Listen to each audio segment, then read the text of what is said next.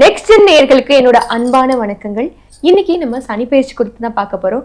அதை நம்ம கூட ஷேர் பண்ணிக்கிறதுக்காக சித்தர் வாக்கு ஜோதிடர் பாலசித்தர் பாலஜனா அவர்கள் இணைஞ்சிருக்காங்க. வாங்க நிகழ்ச்சிக்குள்ள போகலாம். வணக்கம் சார். வணக்கம்மா. எப்படி சார் இருக்கீங்க? நல்லா இருக்கு, சிறப்பா இருக்குமா.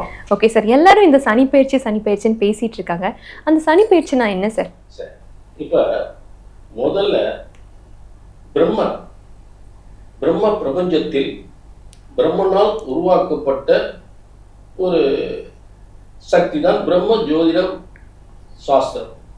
அப்படி பிரம்மனால் உருவாக்கப்பட்ட ஜோதிட சாஸ்திரத்தை சித்தர்களும் முனிவர்களும் உருவாக்கிய வாக்கிய பஞ்சாங்க முறைப்படி, ரிஷிகளின் வாக்கிய பஞ்சாங்க முறைப்படி இந்த பெயர்ச்சி அப்படின்றது ரொம்ப முக்கியத்துவம் வாய்ந்தது. அப்ப இந்த பெயர்ச்சி என்பது 6/3/2026 இது உலகமே கொண்டாடப்படுகின்ற, உலகமே எதிர்பார்க்கப்படுகின்ற ஒரு முக்கியமான பயிற்சி. கண்டிப்பா. அதே நேரம் நம்ம இந்து ஆலயங்கள் திருப்பள்ளிக்காடு, உச்சனூர், திருநள்ளார் இந்த ஆலயங்களில் எல்லாம் இந்த 6/3/2026 அன்றைய தினம் மட்டுமே சனி பயிற்சி விழா கொண்டாடப்படும். இது ரொம்ப முக்கியத்துவமா எடுத்துக்கணும்.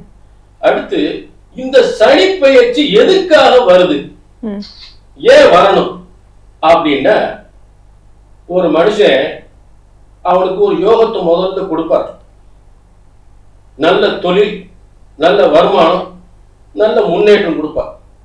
அந்த பணத்தை பாதுகாக்க தெரியல, சரியான முறை நீதி நேர்மையோடு அந்த பணத்தை சரியா தொழிலுக்கோ வருமானத்துக்கோ சரியான முறையில பண்பாடு தெரியல. அதே நேரம் குறுக்கு வழியில ஒருத்தன் குறுக்கு சம்பாதிக்கிறத ஒரு தொழில கொடுக்குறாரு. ஆனா ரொம்ப சீக்கிரமா கோடீஸ்வரர் ஆகணும், சீக்கிரமா லட்சாதிபதி ஆகணும் அப்படின்னு சொல்லி குறுக்கு வழியில நிறைய சம்பாதிக்கிற ஒரு வழியை ஈடுபடுறான். அப்படி ஈடுபடும் பொழுது சனிபன் அங்கதான் வர்றார். குறுக்கு வழியில கோடீஸ்வரர் லட்சாதிபதி ஆகிறான். அவனை இந்த 7.5 சனியாகவும் கண்டக சனியாகவும் அஷ்டமத்து சனியாகவும் வந்து இதுதாண்டா 7.5 சனி அப்படின்னு சொல்லி எல்லாத்தையும் இழக்க வச்சு நடு ரோட்ல நிப்பாட்டிடுவார். கடனாளி ஆகிடுவார். இதுதான் 7.5 சனியோட முக்கியத்துவம் வாய்ந்தது. Okay sir. இப்ப நம்ம ஒவ்வொரு ராசிக்கும் தனித்தனியா பார்த்துலாம் சனி பயிற்சி குறித்து. நம்ம துலாம் ராசி நேயர்கள் பத்தி பேச போறோம் சார். எல்லாத்துலயுமே சமமா அப்படின்னா அவங்க துலாம் ராசின்னு தான் சொல்லுவாங்க. அவங்களுக்கு இந்த நேரம் எப்படி சார் இருக்கு? சனி பயிற்சி என்ன தரப்போகுது சார்? இப்ப துலா ராசி வந்து நீதி, நேர்மை, தர்மம் இதை கடைபிடிக்கக்கூடியவர்கள் ரொம்ப கரெக்டா இருப்பாங்க. தனக்காகவும் குடும்பத்திற்காகவும் ஊருக்காகவும் உறவுக்காகவும் உழைக்கக்கூடிய உத்தமர்கள். இப்ப ஒரு நீதித்துறை எடுத்துக்கோங்க. நீதித்துறைக்கு முன்னாடி என்ன இருக்கும்? தராசு இருக்கும். அப்போ மக்களுக்கு சேவை செய்யக்கூடிய பணிகள்ல அதிகம் இருக்கக்கூடிய, தன்னை வருத்தி திறமைகளை அதிகப்படுத்தி பெரும்பாலும் மக்களுக்கு செய்யக்கூடிய பணிகள் நிறைய இருப்பாங்க. ஆக தன்னலம் கருதாது பணி செய்யக்கூடியவர்கள் இந்த துளாராசிக்காரர்கள். அதுல வந்து எந்தவித மாற்றமும் இல்லை. அப்படிப்பட்ட துளாராசிக்கு அவரு 5ஆம் அதிபதியாகி 4/5க்குரியவராகி 6ஆம் இடத்துக்கு போறார். இந்த 6ஆம் இடம் என்பது பகையை வெல்லும், எதிரிகளை வெல்லும், தலைமை பொறுப்பு ஏற்கும், நல்ல பதவி கிடைக்கும், வெளிநாட்டில் பெரிய ஒரு பதவி கிடைக்கும், வெளிநாட்டு யோகம் கிடைக்கும். 6ஆம் இடத்துல வெளிநாட்டுக்கு போய் பெரிய தொழில் பண்ணுவாங்க, பெரிய லெவல்ல செய்வாங்க. ஆக இந்த துலா ராசிக்கு மிகப்பெரிய வேற லெவல்ல மிகப்பெரிய புகழ் அடையக்கூடியது இந்த 6ஆம் இடம். இதுக்கு என்னன்னு கேட்டீங்கன்னா, பொதுவாகவே சனி பகவான் வந்து ரிஷப ராசிக்கும் துலா ராசிக்கும் மிகப்பெரிய யோகக்காரன். ஆக சனி பகவானுடைய இடங்கள் 3, 6, 11. அப்ப ரிஷபத்துக்கு 11ஆம் இடம் வராது. அப்ப துலா ராசிக்கு 6ஆம் இடம். அப்ப இந்த துலா ராசிக்கு 6ஆம் இடம் என்பது மிகப்பெரிய வெற்றியை கூடிய மிகப்பெரிய ஜாக்பாட் லைஃப்னா இப்படி ஒரு லைஃப்.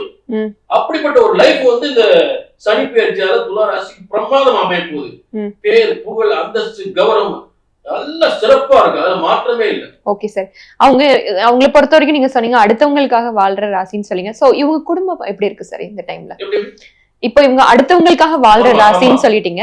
சோ இவங்க குடும்பத்தை எப்படி பாத்துக்குவாங்க? இப்ப குடும்பஸ்தானம் எப்படி இருக்காங்க? கண்ணும் கருத்துமா பாத்துக்கிறாங்க, அதுல எந்த மாற்றமே இல்ல.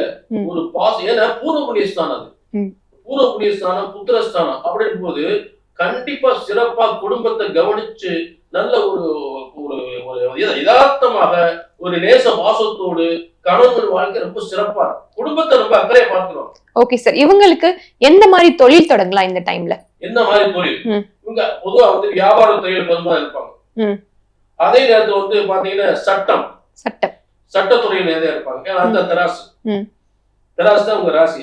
சட்டத்துறை வழக்கறிஞர்கள், அதே போல ஒரு IAS அதிகாரி, ஒரு IPS அதிகாரி, உயர்ந்த அதாவது அரசியல், அதே நேரத்துல பாத்தீங்கன்னா ஒரு பெரிய டிபார்ட்மெண்ட் ஸ்டோர், உணவுப் பொருள், ஹோட்டல், பெரிய பெரிய அபார்ட்மெண்ட், இந்த மாதிரி துறையெல்லாம் அவங்க மிகப்பெரிய அதே கான்ட்ராக்ட் ஒப்பந்தம், கவர்மெண்ட் கான்ட்ராக்ட் போல துளாராசி எடுப்பாங்க.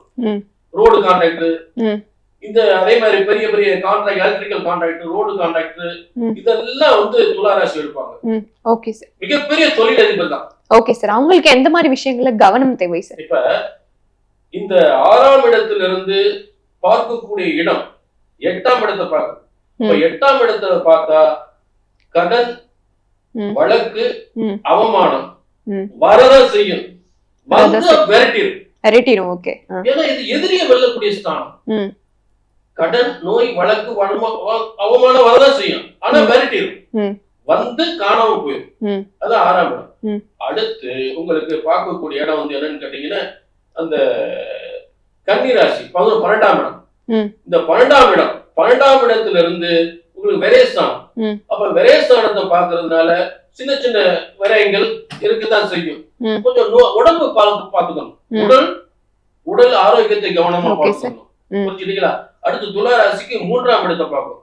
3ஆம் இடத்தை பார்க்கும்போது அணிகலன்கள், அதாவது ஒரு விழாக்கு போறோம், திருவிழாக்கு போறோம், கொஞ்சம் அணிகள்லாம் கொஞ்சம் கவனமா பார்த்துக்கணும். சரிங்களா? மற்றபடி வந்து சகோதர சகோதரிகளுக்கு பாதிப்பு ஏற்படுத்தும். இதுதான் துளாராசியுடைய பாதிப்பு. Okay sir. இப்ப அவங்களுக்கான சிறப்பு கோயில் பரிகாரங்கள் சொல்லி. இப்ப இவங்களுக்கு ஐயனார் சாஸ்தா கருப்பணசாமி, ரெண்டு பேருக்கும் பூர்வ புண்ணியஸ்தானம், கன்னிராசிக்கு துளாராசிக்கு பூர்வ புண்ணியஸ்தானம் சரி இருக்கிறதுனால ஐயனார் சாஸ்தா கருப்பணசாமி. அதே நேரத்துல வந்து பண்ண அந்த மதுரையில் இருக்கக்கூடிய திருவேடகம் சிவாலயம். Okay sir. ரொம்ப நன்றி சார்.